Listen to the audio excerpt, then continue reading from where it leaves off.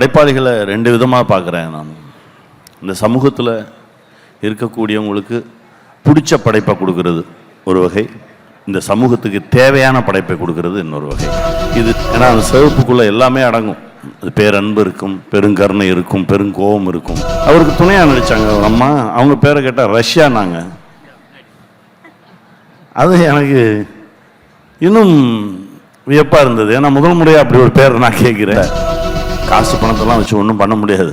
ரொம்ப ஸ்பெஷலான ஒரு மேடை. படைப்பாளிகளை ரெண்டு விதமாக பார்க்குறேன் நான். இந்த சமூகத்தில் இருக்கக்கூடியவங்களுக்கு பிடிச்ச படைப்பை கொடுக்கறது ஒரு வகை, இந்த சமூகத்துக்கு தேவையான படைப்பை கொடுக்கறது இன்னொரு வகை. இது சமூகத்துக்கு தேவையான ஒரு படைப்பு. இந்த நேரத்தில் இப்போ இருக்க சூழலில் ஒரு மருத்துவம் மாதிரி படைப்புகள் அப்பப்போ தான் வரும். இது அப்படிப்பட்ட ஒரு படைப்பாக தான் நான் பார்க்குறேன். இயக்குனர் விஜயகுமார் அவர்களுக்கு என்னுடைய மனமார்ந்த நன்றி. இதில் நடிக்கிறதுக்கு எனக்கு ஒரு வாய்ப்பு கொடுத்ததுக்கு. ஏன்னா ரொம்ப பரபரப்பான இருந்த காலகட்டத்தில் ஒரு கால் என்னன்னு கேட்டால், ஐயா முத்தரசன் அவங்க பேரை சொன்ன உடனே எதுவுமே பேச வேணாம், வாங்க கிளம்பி போவோம் அப்படின்னு சொல்லி கிளம்பி வந்தான். அது அந்த சிவப்பு துண்டுக்கு, சிவப்பு கலருக்கு நம்ம கொடுக்குற ஒரு மரியாதை. ஏன்னா அந்த சிவப்புக்குள்ளே எல்லாமே அடங்கும். அது பேரன்பு இருக்கும், பெருங்கருணை இருக்கும், பெருங்கோபம் இருக்கும், மக்களுக்கான ஒரு அர்ப்பணிப்பு இருக்கும். இப்படி தான் நான் சிவப்பு கலரை பார்க்குறேன்.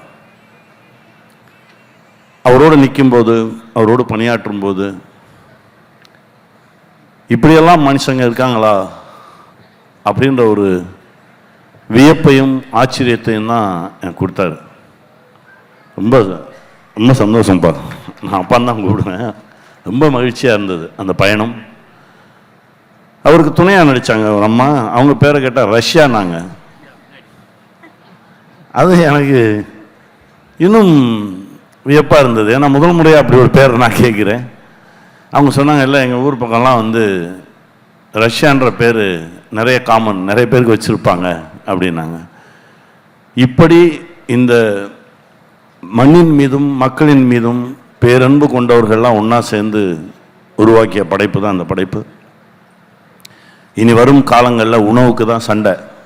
காசு பணத்தெல்லாம் வச்சு ஒன்றும் பண்ண முடியாது. நல்ல உணவு வச்சிருக்கிறவன் ஒரு பெரிய செல்வந்தனாக இருப்பான். பணக்காரன் வேற, செல்வந்தன் வேற. நல்ல காற்று, நல்ல குடிநீர், நல்ல உணவு வச்சிருக்கிறவன் தான் செல்வந்தன். அவனை நோக்கி தான் அந்த சமூகம் ஓடணும். அவங்ககிட்ட தான் போய் கை கட்டி நிற்கணும், அவங்ககிட்ட தான் உணவுக்கு கையேந்தணும். அந்த சூழல் தான் வரப்போகுது. இதற்கு முந்தைய தலைமுறை பாதுகாத்து கொடுத்த இயற்கை வளங்களை நம்ம பத்திரமா பாதுகாத்து நம்ம அடுத்த தலைமுறைக்கு கடத்தணும். அந்த பொறுப்பு நமக்கு நிறையா இருக்குது. அப்படிப்பட்ட பொறுப்போடு எடுக்கப்பட்ட திரைப்படம் தான் அரிசி. இது அடுத்த தலைமுறைக்கு ஒரு பெரிய ஆவணமாக இருக்கும். இந்த படைப்பு காலம் காலமாக பேசப்படும். இந்த படைப்பு இதை எல்லாரும் தியேட்டரில் போய் பார்த்து இதற்கு ஒரு நல்ல ஒரு அங்கீகாரம் கொடுத்தீங்கன்னா, இது மாதிரி இன்னும் நிறைய படைப்பு உங்களை தேடி வரும். வெல்வோம்.